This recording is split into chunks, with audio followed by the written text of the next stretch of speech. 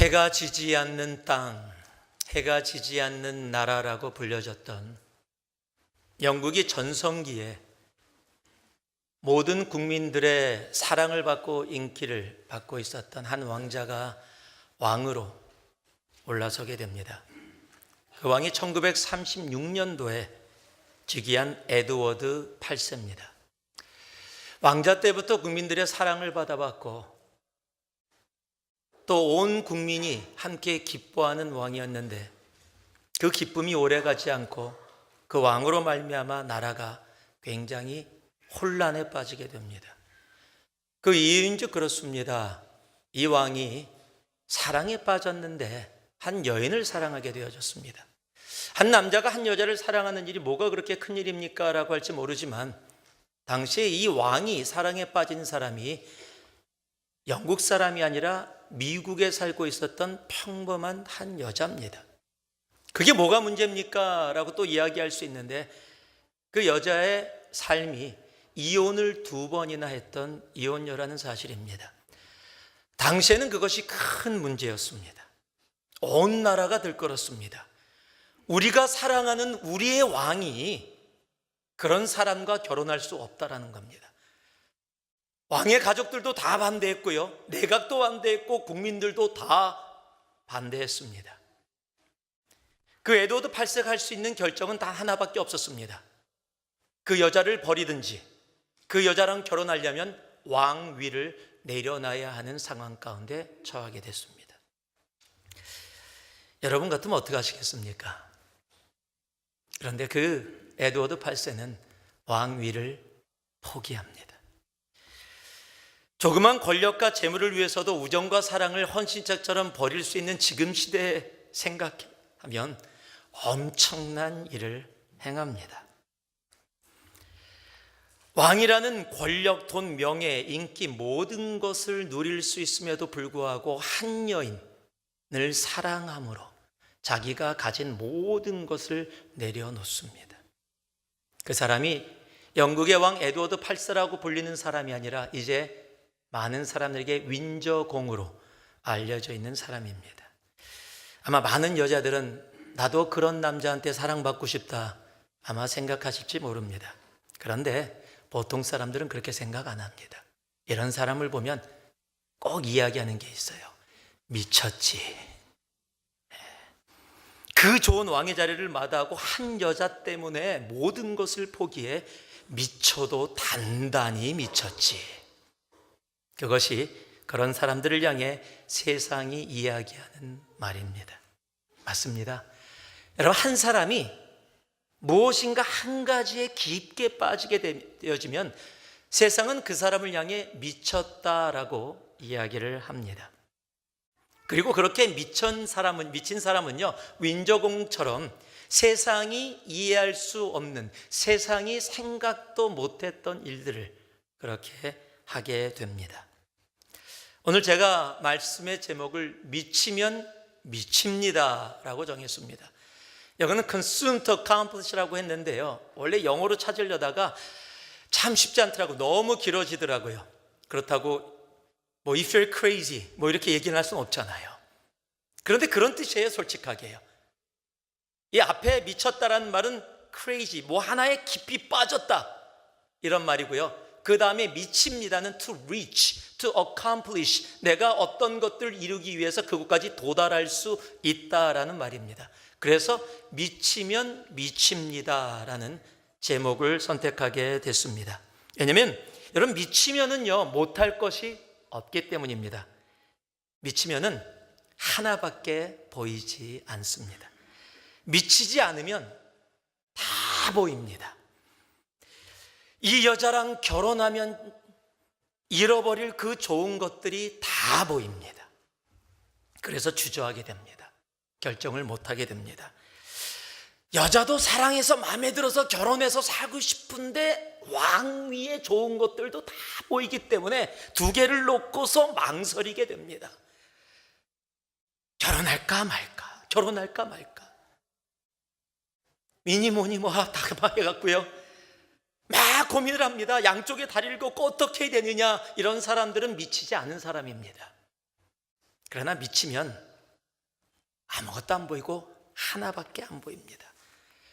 여러분, 사도 바울도 예수께 온전히 미쳤던 사람입니다. 십자가 외에는 자랑할 것이 없다라고 고백하신 사람입니다. 그래서 그의 눈에는요, 오직 예수밖에 보이지 않았습니다. 그가 그렇게 예수에게 미쳐 있었기 때문에 열방을 복음화하는 그 한 사람의 미침이 전 세계를 복음으로 뒤바꾸는 놀라운 일을 행할 수 있었던 겁니다. 우리도 그 동일한 예수를 믿습니다. 아멘이 여기서만 들리고 안 믿으시는가요? 우리도 예수를 믿습니다. 우리도 예수를 믿습니다. 그런데 문제가 뭐냐면 너무 많은 게 보여요. 세상에 많은 것들이 너무도 잘 보여요. 예수를 믿는 것은 좋은데 예수를 믿으면 꼭 손해볼 것 같은 것도 또 너무 잘 보여서 예수 믿는 게 그렇게 만만치가 않습니다. 찬송가 가사처럼 예수 믿으면 세상 즐거움 다 버리고 세상 자랑 다 버려야 될 것 같아서 그렇게 쉽지 않습니다. 그래서 세상은요, 그렇게 믿는 사람들을 향해서 이렇게 얘기합니다. 예수 대충 믿어. 예수 믿는 것도 좋은데 살아야지. 사람이잖아. 언제나 하늘만 바라보고 어떻게 살아? 다리는 땅에다 붙이고 살아가야지. 예수 믿는 게 다 그런 거지. 예수 믿는다고 어떻게 다 그렇게 살아갈 수 있어? 대충 믿어. 그게 세상 사는 지혜야. 여러분, 세상은 그렇게 이야기하는데 하나님의 말씀은 그렇게 이야기하지 않습니다. 일부러 그렇게 하려고 해도 힘든데요, 똑같은 말씀을 3주 내내 이 말씀이 코웃돼요. 하나님이 분명한 뜻이 있다고 믿습니다. 제가 너무 똑같은 말씀을 코웃하다 보니까요, 그래서 마태복음에 있는 말씀을 누가복음에 있는 똑같은 말씀으로 적었어요. 계속 마태복음 16장만 말씀드렸거든요. 똑같은 말씀입니다. 누가복음 9장 23절에 보니까요, 또 무리에게 이르시되 아무든지 나를 따라오려거든 자기를 부인하고 날마다 제 십자가를 지고 나를 좇을 것이니라. 누가복음 14장 27절은요, 누구든지 자기 십자가를 지고 나를 따르지 않는 자도 능히 내 제자가 되지 못하리라. 세상은 대충 믿어도 괜찮다고 이야기할지 몰라도 하나님의 말씀은 우리들에게 그렇게 이야기하고 있지 않습니다. 날마다 자기를 부인하고 십자가를 지고 쫓으라고 이야기합니다. 십자가를 지고 쫓지 않는 자들은 예수의 제자가 되는데 합당치 않다라고 분명히 이야기하고 있습니다. 사도 바울처럼 주님을 향해 미칠 수 있는 우리가 되기를 소망합니다. 여러분, 그 길은 잃어버리는 길이 아니라 온전히 얻는 길입니다. 성 어거스틴은 이렇게 우리들에게 이야기합니다. 내가 세상을 향하여 살 때는 하나님도 세상도 다 잃었지만 내가 하나님을 향하여 살 때에는 하나님도 세상도 다 얻었다.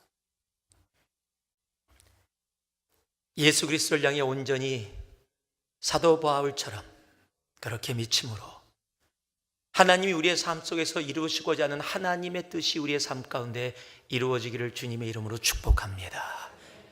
미치면 미칩니다. 하나님의 그 뜻이 분명 우리의 삶 가운데 열매 맺고 이루어집니다. 그래서요, 예수께 미친 사람들은요, 한번 따라해 주실래요? 어떠한 상황 가운데서도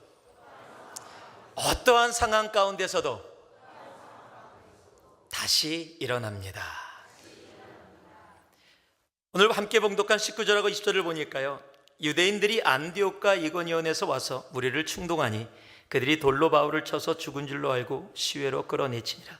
제자들이 둘러섰을 때 바울이 일어나 그 성에 들어갔다가 이튿날 바나바와 함께 더베로 가서, 지금 참 말이 안 되는 상황입니다. 지금 사도 바울의 건강이 좋지 않은 상황이에요. 또 오랜 여행을 통해서 몸이 병들고 지쳐있는 상황이었습니다. 그런데 지금 복음을 반대하는 사람들이 계속 와서 방해를 합니다. 이제 방해를 하다 못해서 죽이기로 작정하고 돌을 던져서 그를 죽입니다. 돌에 맞아 보신 분 계십니까? 저는 돌에 맞아 봤습니다. 제가 한 6살, 7살 때인 것 같아요. 초등학생인가 6살, 7살 때 저희 할머니 할아버지가 상촌이라는 경춘선을 타고 가다 보면 청평바로 밑에 직행열차는 쓰지 않는 완행열차만 쓰는 상촌이라는 그런 시골에서 사셨습니다. 그래서 여름마다 할머니 할아버지 집에 가서 있었어요. 거기에 조그만 개울이 하나 있는데 그 개울에서 물장구 치면서 놀았던 기억이 아직도 납니다. 근데 평생 잊지 못하는 경험을 한번 했어요. 아이들하고 물에 들어가서 노는데 막 신나게 놀고 있는데 제 앞에 물뱀이 지나간 거예요. 제 눈앞에서 뱀이 지나가는 걸 처음 봐서 깜짝 놀라서 아이들이 전부 다 물 밖으로 나왔습니다. 그리고 자신들을 물에서 놀지 못하게 한 그 뱀을 향해서 화를 분출하기 시작합니다. 어떻게 하냐? 돌을 들어서 던지기 시작했어요. 어린 마음에 그냥 돌을 잡아다가 그냥 뱀을 향해서 던지는데 뱀의 생명력이 굉장해요. 안 죽어요. 돌을 맞아도 계속 도망갑니다. 그래서 이번에는 큰 맘 먹고 더 큰 돌을 들었어요. 내 눈앞에 지나가서 나를 못 놀게 한 뱀을 향해서 제 화를 다 분출하기 위해서 돌을 딱 들었는데 그 돌을 놓쳤어요. 이유인즉 제 뒤에 어떤 친구가 뱀을 향해서 있는 힘을 향해 돌을 잡고 던졌는데 그 돌이 뱀을 향하지 않고 제 뒤통수를 향한 거예요. 제 뒤통수를 그냥 있는 힘을 내서 뽕 맞았어요. 정신이 오락오락해서 그것 때문에 돌을 들었다가 떨어뜨린 거예요. 놓친 거예요, 돌을. 돌아보니까 친구가 자기도 놀랬어요. 뱀을 향했던 화가 친구를 향해서 방향이 바꿔지더라고요. 얼마나 화가 나든지 친구가 미안해 하는데도요. 제가 그때 돌에 맞고 지금 이렇게 살아가고 있습니다. 제가 정말 아프더라고요. 며칠 고생했어요, 정말로요. 제 머리가 2개가 됐었어요. 혹이 나갔고. 여러분, 돌 한 번 맞았는데도요 엄청 아프더라고요. 그런데 사도 바울은요 죽을 때까지 맞았습니다. 지금 사도 바울을 죽이려고 쫓아다녔던 사람들은요, 사람들을 설득해서 사도 바울을 죽이려고 하는 사람들이에요. 그 사람들이 돌을 대충 던지지 않는 사람입니다. 죽이려고 돌을 던졌기 때문에 죽을 때까지 던진 거예요. 그 돌을 다 맞았습니다. 그리고 그들의 눈에 사도 바울이 죽었다라고 분명히 생각될 정도로 돌을 던졌고 그들은 죽었다라고 그렇게 믿었습니다. 왜냐면요, 이런 사람들은 확실하게 합니다. 절대 대충 안 합니다. 그래서 그 사도 바울의 그들에게는 시체를 갖다가 성 밖에 시외에 갖다 던진 겁니다. 제자들도 사도 바울이 죽었다라고 분명히 믿었을 겁니다. 그래서 장례 치러주려고 사도 바울의 시신을 찾아 분명히 나왔을 겁니다. 그런데 제자들이 모였을 때 사도 바울이 일어납니다. 아마 제자들 기쁘기도 했지만 엄청 놀랐을 거예요. 그런데 더 기가 막힌 것은요, 일어나자마자 자기를 죽이려고 했던, 돌에 맞아서 거의 죽었던 그 성으로 다시 들어갑니다. 그리고 계속 복음을 전했다라고 성경은 기록하고 있습니다. 여러분, 보통 이런 사람이라면요, 이런 상황에 어떤 사람이 처하면 두려워서 잠시라도 숨거나 피할 겁니다. 아니면 트라우마에 걸려서 덜덜덜 떨지도 몰라요. 자라보고 놀란 가슴 소뚜껑 보고도 놀란다고. 여러분, 내가 복음이나 좋은 일을 하다가 그 일 때문에 배반을 당하거나 상처를 받거나 죽을 뻔한 경험을 하게 되어지면 사람은 피하게 돼 있어요. 도망가게 돼 있어요. 그런 상황이 또 처하게 되어지면 나는 못한다고라고 이야기할지 모릅니다. 그것이 보통 사람들의 모습일 겁니다. 지쳐서 눈물 흘려서 아파하고 고통스럽고 하나님, 내가 복음 전하다가 죽을 뻔했어요. 이게 뭐예요? 라고 할 때 사람들이 가서 괜찮아, 힘내, 괜찮을 거야. 아마 그러면 보통 그럴 거예요. 너희가 돌 맞아 봤어? 너희가 내가 당한 고통을 알아? 아마 그렇게 오히려 위로하는 사람들에게 반문을 할지 모릅니다. 그런데 오늘 본문은요, 이 이야기를 그렇게 적어놓지도 않고 있어요. 제자들이 모였을 때 바울이 일어나 성으로 들어갔더라. 그게 다예요. 아니, 뭐 그렇죠? 여러분, 죽을 정도로 돌에 맞았다면 피투성이가 되어졌을 텐데, 그런데 바울이 일어난 제자들이 놀라고 하나님이 살리셨다, 하나님께 영광을 돌려, 뭐 이런 얘기를 좀 써야 되는데 그런 것도 하나도 없이 일어나 성으로 들어갔더라. 너무 간단하게 지나갑니다. 여러분, 그런데요, 사도행전을 기록한 누가는 그렇게 단순하게 지나간 것은 결코 아닙니다. 오늘 바울이 일어나라고 이야기한 그 일어나다라는 단어는 단순히 앉았다가 또는 거의 죽었다가 뭐 어떤 상황 속에서 앉아서 다시 서 있는 그런 모습을 이야기하는 그런 단어만은 아닙니다. 이 단어는 죽었다가 다시 살아날 때도 사용되어지는 단어입니다. 헬라어로 아니스템이라는 단어입니다. 사도행전 2장 32절을 보면 이 예수를 하나님이 살리신지라라고 번역되어질 때 이때 단어가 아니스템입니다. 명사 영어로는요, 아나스타시스라는 단어인데 이게 아니스테미의 명사형인데 그 동일한 단어가 어디에 쓰이냐면 우리가 정말로 잘 알고 있는 요한복음 11장 25절에 예수께서 이르시되 나는 부활이요 생명이니 할 때 바로 부활이 바로 이 아니스테미의 명사형 아나스타시스입니다. 여러분, 누가 보아도 죽었다고 생각됐던 상황이었습니다.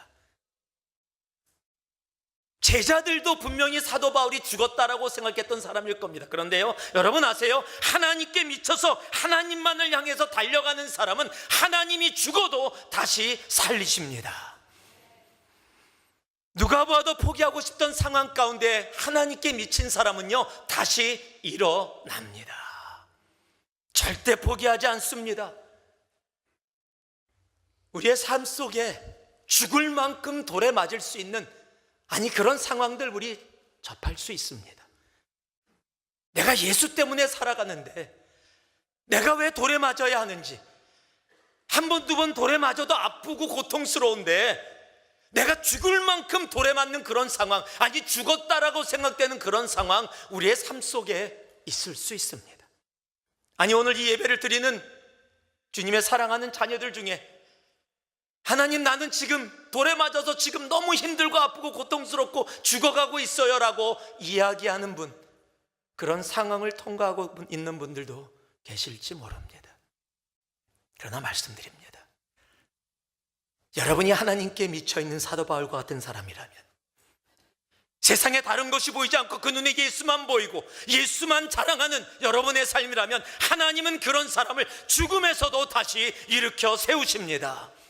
그리고 절대 어려운 상황 속에서 포기하지 않습니다. 그런 경험을 한 사도 바울이 고린도후서에서 이렇게 고백합니다. 우리가 만일 미쳤어도 하나님을 위한 것이요. 로마서 14장에는요, 우리가 살아도 주를 위하여 살고 죽어도 주를 위하여 죽나니 그러므로 사나 죽으나 우리가 주의 것이로다. 하나님께 온전히 미쳐있는 사람은 상황에 눌려서 포기하지 않습니다. 내가 돌에 맞아 죽을 뻔했다고 이제는 다시는 이 길 안 간다고 그렇게 도망가지 않습니다. 하나님은 하나님께 미친 사람들을 다시 살려내십니다. 여러분, 주님께 온전히 미치면 우리의 삶 속에서 우리는 매 순간 부활을 경험하게 될 것입니다. 그래서 하나님께 미친 자들은 아무리 힘들고 어려운 죽을 만큼 어려운 상황 속에서도 다시 일어납니다. 온전히 주님께 미쳐서 정말 어떠한 상황 가운데서도 다시 매 순간 부활을 경험하며 살아가는 주님의 사랑하는 백성이 되기를 주님의 이름으로 축복합니다. 그 삶은 하나님께서 이루시는 놀라운 삶이 분명히 될 것입니다. 우리의 하나님은 우리를 다시 그렇게 살리십니다. 그래서 예수를 향해 온전히 미치면은요, 내 사랑하는 사람들을 향해서 그렇게 대충 예수 믿으라고 이야기하지 않습니다. 오히려 강하게 양육합니다. 21절과 22절 말씀을 보니까요, 복음을 그 성에서 전하여 많은 사람을 제자로 삼고 루스드라와 이고니온과 안디옥으로 돌아가서 제자들의 마음을 굳게 하여 이 믿음에 머물러 있으라 권하고, 또 우리가 하나님의 나라에 들어가려면 많은 환난을 겪어야 할 것이라 하고. 자기들에게 예수를 전한 바울이 돌에 맞아 죽을 뻔했다라는 소식을 교회가 분명히 들었을 겁니다. 이제 막 믿기 시작했는데 자신에게 복음을 전해준 사도 바울이 돌에 맞아서 거의 죽을 뻔했다, 이 소식이 온 교회에 퍼졌습니다. 그럼 보통 그런 이야기를 들으면 사람들은 이렇게 반응을 합니다. 아이고, 예수 안 믿는 게 낫겠다. 나도 예수 믿었다가 저렇게 되는 거 아니야? 괜히 예수 믿는다고 했다가 돌 맞는 거 아니야? 여러분, 그런 제자들을 바울이 다시 찾아갑니다. 그리고 말합니다. 마음을 굳게 하라. 말씀에 거하라. 믿음에 거하라. 겁먹지 말라. 흔들리지 마라. 우리는 예수를 믿다가 정말 죽을 뻔한 상황을 지나거나 어려운 환경 가운데 좌절하고 흔들리고 눈물을 흘리는 사람들을 보면 먼저 위로를 합니다. 예, 맞습니다. 위로가 필요하지요. 그러나 위로만이 전부가 다 아니어야 합니다. 만약에 바울이요, 교회를 방문하면서 걱정하지 마라, 환난은 나에게 온 거지 너희들에겐 환난 절대 없을 거다, 여러분 그렇게 이야기했다면 아마 그것은 거짓말일 겁니다. 그런데 바울은 그렇게 이야기하지 않았죠. 뭐라고 이야기합니까? 너희가 하나님 나라에 들어가려면, 너희가 예수 믿으면 많은 환난을 통과해야 한다.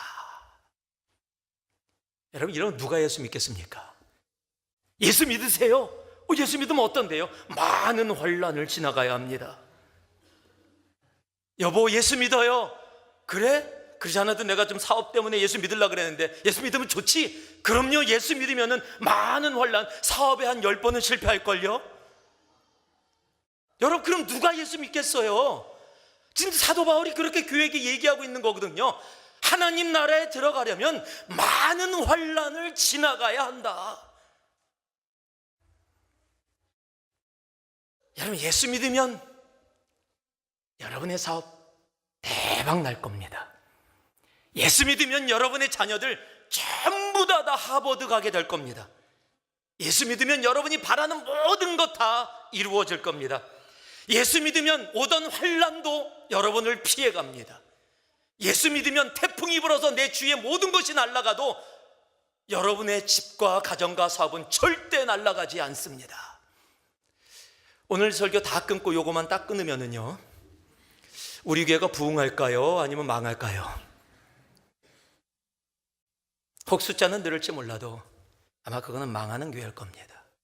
왜냐하면 그건 거짓말이기 때문입니다. 오늘 말씀은 우리에게 분명히 이야기하고 있어요. 지금 두려움에 떨고 있는 제자들에게요, 자신은 지금 복음 전하다가 거의 죽었다가 사는 상황, 그런데 다시 교회들을 방문하면서 복음을 전했던 그 약한 믿음의 제자들을 방문하면서 하나님의 나라에 들어가려면 너희들이 많은 환난을 지나야 한다. 지금 조금 좋은 위로의 말이 아니라 진실의 말을 그들에게 이야기하고 있는 겁니다. 예수 믿으니까 힘들고 어렵다. 제대로 믿으니까 더더욱 힘들고 어려운 것이다. 여러분, 예수 제대로 믿으면 세상 거슬러 올라가려고 하면 더 힘들고 어려운 것이 믿음 생활입니다. 성경의 다니엘과 그의 세 친구를 봐도 분명히 그렇습니다. 이방의 땅에서 제대로 믿으려고 하니까 환난이 크게 옵니다. 목숨을 내놓아야 할 만큼의 환난이 그들에게 찾아옵니다. 이러면 잠시 몸을 숙이고 상황에 맞춰서 좀 숨어 있으면 됩니다. 숨고르기를 하면 됩니다. 잠시만 그렇게 태풍 지나갈 때까지 숨어 있으면 됩니다. 그런데 그들은 그렇게 하지 않습니다. 오히려 그 환난을 향해 오히려 강하고 담대하게 그 환난을 향해 달려갑니다. 다니엘은 사자굴에 들어갑니다. 사드락과 메삭과 아벳느고는 활활 타는 불 속으로 들어갑니다. 그리고 세상을 향해서 이렇게 외칩니다. 우리가 너무도 잘 아는 부분이죠. 다니엘 3장 16절에서 18절입니다. 사드락과 메삭과 아벳느고가 왕에게 대답하여 이르되 느부갓네살이여, 우리가 이 일에 대하여 왕에게 대답할 필요가 없나이다. 왕이여, 우리가 섬기는 하나님이 계시다면 우리를 맹렬히 타는 풀무불 가운데서 능히 건져내시겠고 왕의 손에서도 건져내시리이다. 그렇게 하지 아니하실지라도 왕이여, 우리가 왕의 신들을 섬기지도 아니하고 왕이 세우신 금신상에게 절하지도 아니할 줄을 아옵소서. 여러분, 이게 예수께 미친 사람들의 모습이에요. 오히려 환난 가운데 더 강하고 확실하게 믿음으로 달려가는 사람들. 그러면 가끔가다 그렇게 얘기하는 분들이 있어요. 다니엘이니까 그렇지요. 다니엘의 세 친구 사드락과 메삭과 아벳느고니까 그렇지요. 우리는 지금 아이고 목사님, 지금 이 현실이 그게 아니에요. 어떻게 성경에 나온 그런 사람들처럼 살아요? 지금은 그렇게 못 살아요. 그렇습니까? 다니엘과 사드락과 메삭과 아벳느고이기 때문에 그렇게 살고 우리는 그렇게 못 사는, 분명히 동일한 하나님인데 그렇지 못합니까? 아닙니다. 우리의 신앙의 역사에 다니엘과 사드락과 메삭과 아벳느고보다 더한 모습으로 살아간 믿음의 사람들 많이 있습니다.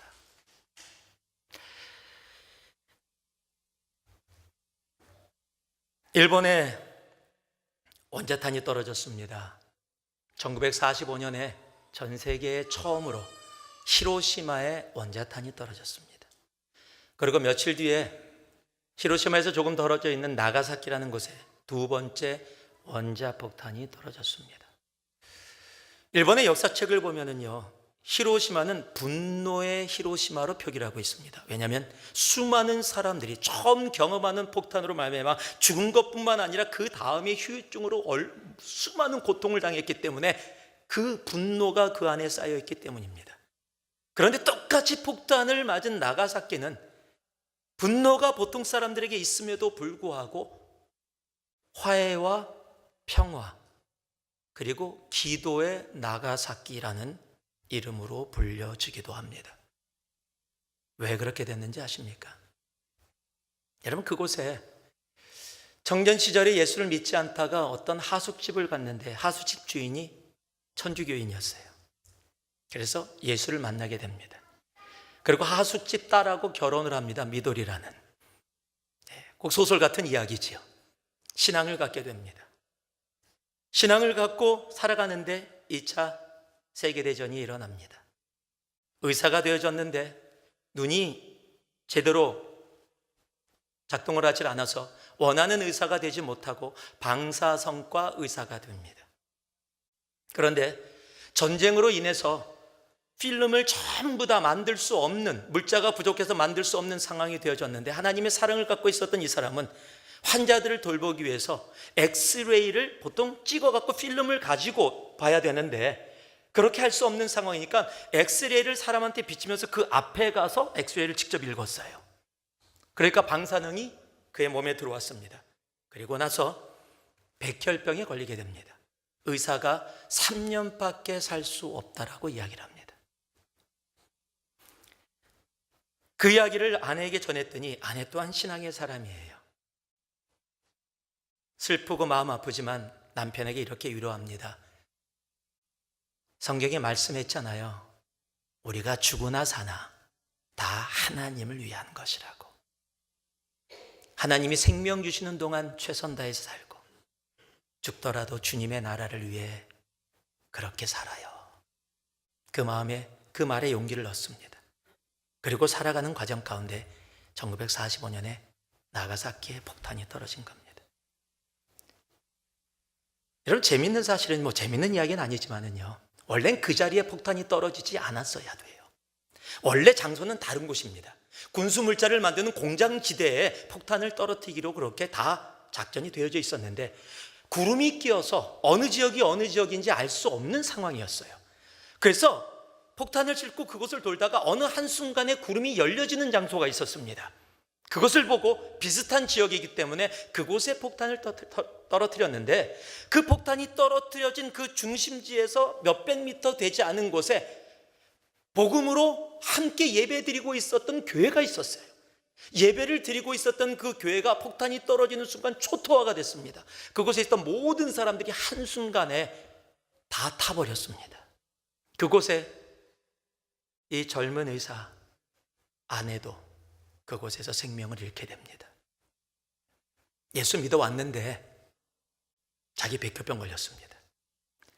예수 열심히 믿어 왔는데 자기 아내 원자탄에 의해서 비참하게 죽음을 당했습니다. 여러분, 하나님 원망해도 이건 말이 안 된다고, 예수 믿는 게 이게 뭐냐고 얼마든지 이야기할 수 있는 그런 상황이에요. 그런데요, 그가 뭐라고 얘기했냐면, 그 고통 가운데서도 원자탄 때문에 돌아가신 사람들을 위해서 함께 모여서 이야기하는 시간이 있었는데, 그 앞에서 이렇게 얘기합니다. 원자탄에 의해서 죽어진 사람들의 마음과 분노도 다 이해하고 압니다. 나도 내 사랑하는 아내를 잃었습니다. 너무 슬픕니다. 그러나 저는 일본이 행했던 일들을 압니다. 하나님이 우리 일본에게 다시 소망을 주시기 위해서 이렇게 죽어간 사람들을 하나님께서 흠없는 번제물로 온전히 받아주시기를 소망합니다. 여러분, 그 이야기에 많은 사람들이 도전을 받았지만 그 이야기 때문에 나라가 완전히 뒤집어졌었습니다. 수많은 손가락질을 당했습니다. 분노로 그를 향해서 손가락질하는 사람들이 많았습니다. 그럼에도 불구하고 그는 그 모든 사람들의 그 질책을 다 받으면서도 몸이 불편해서 움직이지도 못하는 상황 속에 조그만 방에서 누워서 오는 사람들에게 복음을 전합니다. 그리고 자기의 집을 뭐라고 이름했는지 아세요? 여기당. 너여자에다가 몸기자, 그리고 집당자에서 여기당. 이게 뭐의 약자냐면요, 내가 너희를 사랑한 것 같이 너희도 내 이웃을 사랑하라는 그 말씀을 줄여서 하나님의 사랑을 다른 사람을 사랑하는 것, 내 몸을 사랑하듯이 다른 이들을 사랑하는 곳이 바로 이곳이다라고 이름하고 죽는 순간까지 그곳에서 복음을 전했습니다. 그분의 이름이 나가이 타카시 박사님입니다. 그곳에 갔을 때요, 조그마한 곳입니다. 죽는 순간까지 어린 아들과 딸이 있었습니다. 이제 고아입니다. 엄마는 원자탄에 죽었고 자기는 이제 방사능 때문에 백혈병에 죽어갑니다. 예수 믿은 결과가 그겁니다. 사랑하는 아들, 딸 둘만 남기고 갑니다. 그리고 수많은 시간이 지났습니다. 이제 그곳에 조그만 기념관이 세워졌어요. 그것을 지키고 있는 사람이 그 아들의 아들입니다. 이야기할 수 있는 기회가 있었습니다. 자기 할아버지의 그 신앙을 너무 존경하며 자신도 믿음으로 손주 때까지 서 있는 모습을 제 눈으로 볼 수 있었습니다. 예수 믿으면 복 받는다고요? 네, 맞습니다. 예수 믿는다고 죽을 뻔하고 돌맞고, 예, 그렇지 않아요. 그러나 적어도 예수 믿으니까 모든 게 다 잘 된다고요? 아니요, 그런 거짓말은 안 했으면 좋겠어요. 예수 믿으면 세상이 원하는 것처럼 다 잘 되기를 바란다고요? 예, 그것이 우리들의 마음일지 몰라도 하나님 나라에 들어가려면 많은 환난을 지나야 되는 것이 분명히 성경이 가르치는 예수 믿는 진리라는 사실 또한 우리가 잊지 말아야 합니다. 왜 이렇게 아멘이 작습니까? 겁나십니까? 안 믿고 싶으십니까? 아니요. 여러분, 그곳에서 하나님이 주시는 세상이 이해할 수 없는 놀라운 하나님의 은혜를 체험하게 된다면 이 세상 잠시 머무는 이 세상과 영원한 천국을 결코 바꾸지 않게 되어지는 놀라운 은혜의 삶이 무엇인지 알게 될 것입니다. 예수를 믿으면 여러분, 환난이 분명히 많을 수 있습니다. 그러나 하나님은 그 과정을 통해 우리를 강한 용사로 양육하십니다. 온실의 화초가 아니라 태풍을 이겨나가고 설 수 있는 그러한 존재로 하나님은 세우기를 원하십니다. 그래서 시편 말씀은 이렇게 이야기합니다. 여호와를 바라는 너희들아 강하고 담대하라. 환난 가운데 있으십니까? 그 환난 때문에 지치고 힘들고 눈물 지고 계십니까? 여러분 예수 잘 믿고 계신 겁니다. 예수 제대로 믿기 때문에 세상이 여러분 제대로 믿는 걸 좋아하지 않습니다. 여러분 포기하지 마세요. 조금 전에 말씀드렸듯이 하나님이 다시 일으켜 세우십니다. 여러분 그렇기 때문에 포기하지 마세요. 그 환난 가운데 좌절하지 마세요. 그 환난도 지나갑니다. 그리고 하나님의 은혜로 강하게 서 있는 나의 모습을 발견하게 될 것입니다. 성경에 있는 인물 사드락과 메삭과 아벳느고의 고백이 아니라 이제 이 시대를 살고 있는 나의 고백으로 세상을 향해 그리 아니하실지라도를 내 믿음으로 고백하고 있는 나를 보게 될 것입니다. 예수께 미치면 도망가지 않습니다. 예수께 미치면 오히려 내 사랑하는 자녀들이기에, 내 사랑하는 내 형제 자매들이기에 더 믿음으로 강하게 세워줍니다. 마지막으로요, 26절과 27절 말씀입니다. 거기서 배 타고 안디옥에 이르니 이곳은 두 사도가 이룬 그 일을 위하여 전에 하나님의 은혜에 부탁하던 곳이라. 그들이 이르러 교회를 모아 하나님이 함께 행하신 모든 일과 이방인들에게 믿음의 문을 여신 것을 보고하고, 예수께 온전히 미치면 하나님만 나타냅니다. 14장의 마지막까지는 이제 1차 선교를 마치고 안디옥에 돌아와서 안디옥 교회에 선교 보고를 하는 모습으로 마무리하게 됩니다. 사도 바울이 2년 동안 바나바와 함께 1차 선교여행을 다닌 도시들이 무려 10도시입니다. 다시 반복해서 돌아오면서 방문했던 도시까지 합치면 16개의 도시를 배를 타고 걸어서 2년 동안 복음을 전했습니다. 여러분 이러면은요, 할 말 정말 많을 겁니다. 2년 동안 경험한 것이 얼마나 많아요. 그리고 내가 죽을 뻔한 상황들, 어려웠던 상황들, 여러분 성경에도 기록되어 있죠. 5절에 보니까 이방인과 유대인과 그 관원들이 두 사도를 능욕하며 돌로 치려고 달려드니, 여러분 이런 일들이 얼마나 많았어요. 오늘 봉독한 19절의 말씀도 그렇게 이루어졌습니다. 그것뿐만이 아닙니다. 평생 태어나서 한 번도 일어서 보지 못한 사람을 일으켰더니 사람들이 와서 와 신이다 그러고 자기 앞에 제사 지내려고 막 합니다. 여러분 이런 경험하고 나면요, 내가 그거 막느라고 얼마나 힘들었는지 알아. 아유 그 사람 바보같이 내가 신인 줄 아나 봐. 아유 그 사람 하나 일으켰다고 아유 그 사람 나보고 신이라고 막 달려와서 야 내가 그거 막느라고 옷도 막 찢고 그랬어. 은근히 자랑하면서. 여러분 얼마나 할 말이 많겠어요. 여러분 단기 선교 다녀오면 정말 할 말이 많아요. 특히 단기 선교 처음 가신 분들, 새로운 나라 가서 못 보던 거 보신 분들, 제가 그런 실수도 저도 했고 같이 팀들하고 했었습니다. 90년대 초에 중국을 처음으로 방문했어요. 당시 중국은 굉장히 힘들고 특히 중국 그러면 지저분하다 이렇게 인식되어지던 그때고 정말 그랬습니다. 기차를 탔는데요, 저희를 인도하는 조선족 그 형제님이 저희를 가는 데가 얼마나 걸려요? 그러니까 별로 멀지 않습니다. 가까워요. 그래서 예 그러고 탔더니 14시간 갔어요. 네, 중국은 뭐 14시간 기차 타고 가는 거 가까운 겁니다. 기차도요 직각입니다. 나무로 된 의자, 서로 마주보고 앉는데 마주보고 앉으면 무릎이 서로 겹쳐요. 너무 좁아요. 기차는 위에 짐을 싣는 칸이 있습니다. 거기다 짐을 실을 수가 없어요. 사람이 올라가서 자요. 그리고 2명 앉으면 딱 좋은 자리에 끼어 앉아서 3명 옆에 10% 막 밉니다. 또 그리고 의자 사이에 공간에 신문지 집어넣고 들어와서 누워요. 이러니까 뭐 그 가는 게 거의 고문 수준입니다. 더군다나 너무 지저분해요. 막 그냥 흙물에 막 내가 신발을 신고 있었는데도 놓기가 힘들어요. 제 앞에 어떤 아주머니가 앉아 계셨는데, 아기를 안고 앉아 계셨는데, 사람이 많아서인지 귀찮은지 몰라도 아기가 오줌이 마렵다 그러면 그 자리에서 그냥 바로 하세요. 저희들은 튈까봐 피하느라고 정신이 없어요. 뭐 이런 분이 다 있지, 그런데도 뭐 어떡합니까? 그런데 그분이 도시락을 드시다가 나무젓가락으로 도시락을 막 먹다가 애가 움직이면서 젓가락을 툭 떨어뜨렸는데 하필이면 그 오줌하고 흙이 뭉쳐있는 곳에 탁 떨어졌어요. 그래서 저희들이 깜짝 놀라서 어휴, 저거 어떡하냐? 이제 손으로 드시나? 그랬더니 몸을 숙이더니 젓가락을 탁 잡으세요. 그리고 툭툭툭 털더니 다시 드세요.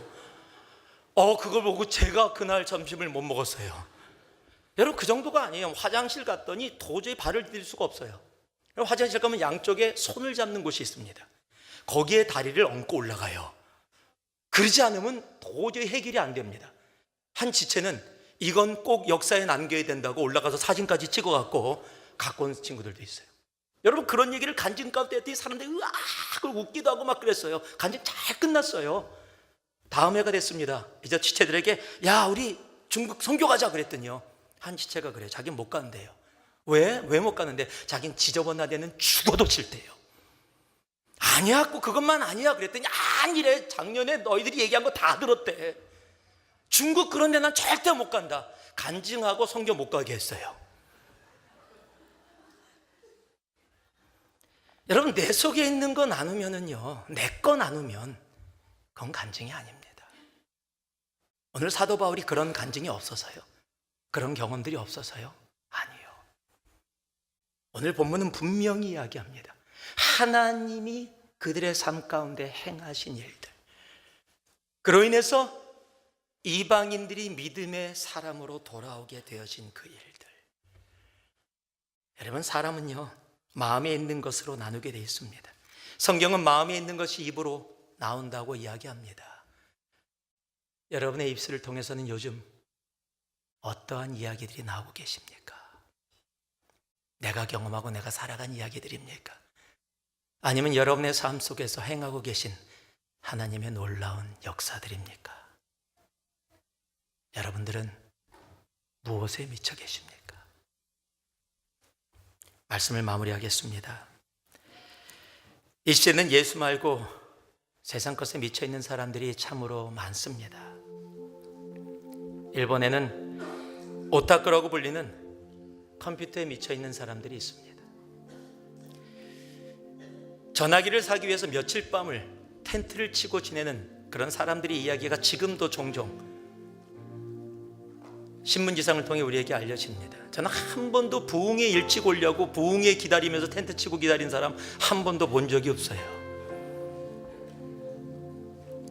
우리 아이들은요, 예배 일찍 와서 앞자리에 앉으려고 줄 서서 기다리는 거 본 적이 없습니다. 일찍 와도 왜 일찍 오냐? 뒤에 앉으려고. 어쩔 수 없이 예배낙은 들어가야 되는데 뒤에 앉아 있으려고. 그런데 연예인들, 자기네 좋아하는 연예인들이 오면은요, 티켓이 장난이 아니에요. 150불이 넘어요. 그런데 그거 사갖고 앞자리에 가서 앉으려고. 학교 빠져도 된다고. 난 가서 봐야 된다고. 그렇게 사는 사람들도 봤습니다. 여러분은 어디에 미쳐서 살고 계십니까?